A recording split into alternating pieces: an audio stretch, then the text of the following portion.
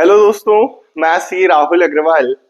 और दोस्तों, आज मैं एक इम्पॉर्टेंट टॉपिक पे बात करूंगा कि जो प्रॉपर्टी लोग खरीद रहे हैं या प्रॉपर्टी लोग जो बेच रहे हैं, उनके पास बहुत से रीजंस की वजह से इनकम टैक्स डिपार्टमेंट के नोटिस आ रहे हैं। आज हम बात करेंगे कि ये कहाँ हमसे गलती हो रही है प्रॉपर्टी बायर और सेलर से कि डिपार्टमेंट उनको नोटिस भेज रहा है। डिपार्टमेंट नोटिस क्यों भेज रहा है और हम उस डिपार्टमेंट की नोटिस से किस तरीके से बच सकते हैं, हमें किन चीजों का ध्यान रखना चाहिए प्रॉपर्टी के ट्रांजेक्शन करते टाइम। तो दोस्तों, हम स्टार्ट करते हैं। दोस्तों, सबसे पहले आपको ये चीज समझने की जरूरत है, हम हमेशा इनकम टैक्स डिपार्टमेंट को ब्लेम करते हैं कि डिपार्टमेंट हमेशा हमसे टैक्स लेना चाहता है या डिपार्टमेंट कुछ गलत करता है या डिपार्टमेंट की इंटेंशन गलत है। लेकिन दोस्तों, ऐसा नहीं है। डिपार्टमेंट की एक अपनी प्रोसेस है। इनकम टैक्स डिपार्टमेंट कुछ रूल्स को फॉलो करता है। इनकम टैक्स के एक्ट लिखा हुआ है। अगर आप उन रूल्स को फॉलो नहीं करते हैं या किसी तरीके से टैक्स को बचाने की कोशिश करते हैं जो सही तरीका नहीं है, तो उस केस में डिपार्टमेंट के पास में अगर कोई सॉलिड प्रूफ होता है या डिपार्टमेंट के पास में कोई इंफॉर्मेशन होती है जो आपने जो इंफॉर्मेशन दी है उससे मैच नहीं करती, तो उस केस में डिपार्टमेंट आपको नोटिस देता है और आपसे पूछता है कि ये इंफॉर्मेशन मैच नहीं हो रही है, आप इसके बदले में अपना जवाब बताइए। अब आप दोस्तों पूछेंगे कि कैसी इंफॉर्मेशन और डिपार्टमेंट के पास कौन सी इंफॉर्मेशन होती है। तो दोस्तों, हम इस पे बात करते हैं। देखिए दोस्तों, डिपार्टमेंट के पास बहुत से सोर्सेस से इंफॉर्मेशन आती है हमारे फाइनेंशियल ट्रांजेक्शन्स की। जैसे फॉर एग्जांपल मैं बात करता हूं, आप जब भी कोई प्रॉपर्टी खरीदते बेचते हो तो उसकी जहां रजिस्ट्री होती है, तो registrar department income tax department को बता देता है कि ए पर्सन ने बी पर्सन ने प्रॉपर्टी का लेन देन किया है, और वो उनके एआईएस टीआईएस जो होता है फॉर्म, आपका जो एनुअल इंफॉर्मेशन स्टेटमेंट और जो टीआईएस होता है वहां पे रिफ्लेक्ट करने लग जाता है। जैसे फॉर एग्जांपल मैंने कोई 60 लाख रुपए की प्रॉपर्टी बेची, तो मेरे एआईएस टीआईएस में दिखेगा कि मैंने 60 लाख रुपए की प्रॉपर्टी बेची है। अब जब मैं इनकम टैक्स की रिटर्न भरने जाता हूं और इनकम टैक्स की रिटर्न में मान लीजिए मैंने या तो इनकम टैक्स की रिटर्न में मेरी प्रॉपर्टी की सेल को ट्रांजेक्शन दिखाया ही नहीं है, कुछ लोग दिखाते ही नहीं है, उनको लगता है कि इसको तो इनकम टैक्स में शो करना ही नहीं होता। फिर इनकम टैक्स की रिटर्न में शो भी करते हैं तो कुछ लोग गलत इंफॉर्मेशन उसमें भर देते हैं या फिर जानते हुए भी वो गलत तरीके से उस इनकम टैक्स की रिटर्न को भर देते हैं, जिस वजह से डिपार्टमेंट आपको नोटिस भेज देता है। अब फॉर एग्जाम्पल, आपकी 60 लाख रुपए की प्रॉपर्टी की सेल थी। अब हो सकता है आपने उसको 50 लाख दिखा दो, आप 55 लाख दिखा दो। हो सकता है सर्किल रेट कम हो प्रॉपर्टी का, तो कुछ लोग केवल सर्किल रेट दिखा देते हैं, जितने पे डील हुई है वो नहीं दिखाते हैं। तो दोस्तों, ऐसा जरूरी नहीं है डिपार्टमेंट के पास हमेशा सही इंफॉर्मेशन ही हो ये भी हो सकता है कि डिपार्टमेंट का जो एआईएस टीआईएस है उसमें गलत इंफॉर्मेशन हो। लेकिन आपको अपनी जानकारी करेक्ट तरीके से सही तरीके से रिपोर्ट करनी इनकम टैक्स फॉर्म में जरूरी है। अगर आप आईटीआर में गलत तरीके से रिटर्न भरेंगे तो फिर उस केस में आपके ऊपर नोटिस आने का बहुत ज्यादा चांस होता है। मैक्सिमम केस में डिपार्टमेंट के पास जो जानकारी होती है वो सही आती है, और उसके साथ हमारा इनकम टैक्स का फॉर्म जो है वो सिंक होना जरूरी है।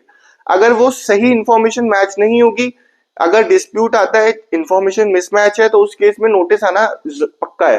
डिपार्टमेंट भी आजकल आर्टिफिशियल इंटेलिजेंस यूज करता है और सारे प्रोविजंस उन्होंने एआई के थ्रू ट्रैक करके नोटिस भेजना चालू कर दिया है। आप देखेंगे डोनेशन के और एचआरए के बहुत से नोटिस अभी एसएससीज को गए हैं। उसके पीछे मेन रीजन एआई का यूज करके और प्रोविजंस का जो लोग कंप्लाई नहीं कर रहे थे उनको नोटिस भेज के कंप्लाई करने का कोशिश की गई थी। अब दोस्तों, मैं इसमें और आगे आता हूं। जब हम प्रॉपर्टी बेचते हैं तो उस पर जो कैपिटल गेन टैक्स लगता है उसको बचाने के लिए हम बहुत सी एग्जेम्पशन क्लेम करते हैं। जैसे सेक्शन 54 की एग्जेम्पशन होती है, जिसमें हम नया घर अगर लेते हैं तो हमें एग्जेम्पशन मिलती है, उसके अगेंस्ट में हमारा टैक्स बच जाता है। लेकिन दोस्तों, ये जो नया घर लेना है इसमें टाइमलाइन है, 1 साल पहले ले सकते हो, 2 साल बाद में ले सकते हो, 3 साल तक आप कंस्ट्रक्शन करवा सकते हो। तो इसमें डेट्स की बहुत इंपॉर्टेंट है। अब फॉर एग्जाम्पल, मैंने आज की डेट में अप्रैल 2025 में कोई प्रॉपर्टी बेची। अब जब मैं इसकी इनकम टैक्स रिटर्न भरूंगा तो वो ये भी पूछता है आपने जो नई प्रॉपर्टी ली है टैक्स बचाने के लिए वो कब ली है, उसकी डेट ऑफ परचेज पूछता है। तो कई लोग अगर वो डेट ऑफ परचेज गलत डाल देंगे और अगर वो उस टाइमलाइन के अंदर नहीं होती 1 साल पहले और 2 साल के बाद में, या होती भी है तो आप गलत अगर डेट डाल दोगे दोस्तों तो आपके पास नोटिस आ जाएगा। तो ऐसी बहुत सी गलतियां जो हम इनकम टैक्स रिटर्न भरने में गलतियां कर देते हैं। हम खुद ही डिपार्टमेंट को गलत इंफॉर्मेशन देंगे तो डिपार्टमेंट तो फिर अपनी इंफॉर्मेशन से मैच करके हमसे पूछेगा ही कि भाई आपने ये गलत चीज क्लेम की है तो हमें प्रूफ दीजिए कि आपने ऐसा गलत क्यों किया है। दोस्तों, आगे चलते हैं। एक प्रॉपर्टी में टीडीएस का प्रोविजन है जिसकी वजह से बहुत सारे नोटिस आते हैं। डिपार्टमेंट ने इनकम टैक्स के प्रोविजंस में रूल है 50 लाख से ज्यादा की प्रॉपर्टी है 1% टीडीएस काटना है बायर को, ठीक है।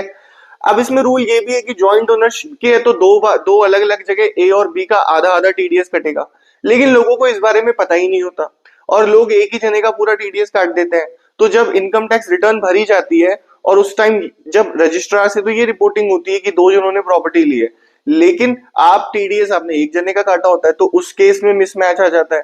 और दोस्तों इसको आगे देखें तो टीडीएस ही गलत तरीके से काटा जाता है। और मैं तो ये कहूंगा कि डिपार्टमेंट का जो टीडीएस का ट्रेसिंग सिस्टम है उसमें भी कहीं ना कहीं उनको और उसको सुधारने की जरूरत है।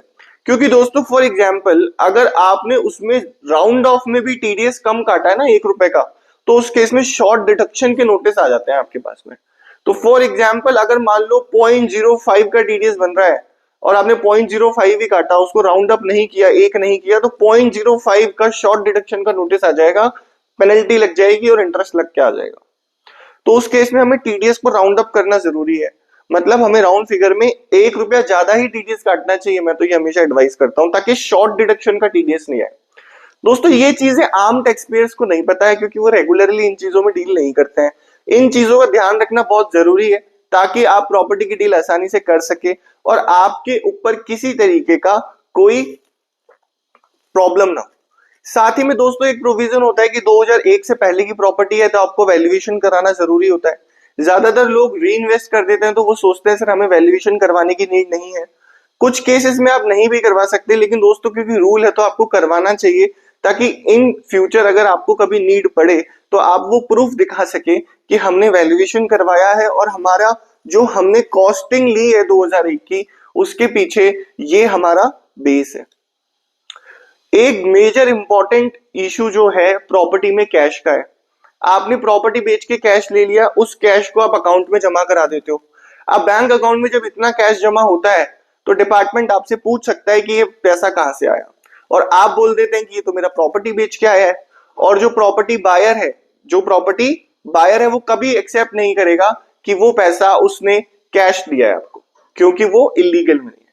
तो इस तरीके से दोस्तों बहुत से इनवैलिड नोटिस, मैं कहूंगा वैलिड नोटिस आपके आते हैं केवल आपकी गलती से। अगर आप चीजों को ढंग से करें और सही तरीके से करेंगे तो आपके पास नोटिस नहीं आएंगे। आई होप दोस्तों वीडियो आपको समझ में आया होगा। आपके कुछ क्वेश्चंस हैं तो प्लीज कमेंट बॉक्स में बताइए, मैं जरूर कोशिश करूंगा आंसर करने की। मुझसे पर्सनली बात करना चाहते हैं तो मुझसे व्हाट्सएप नंबर पे कनेक्ट कर सकते हैं। Thank you so much.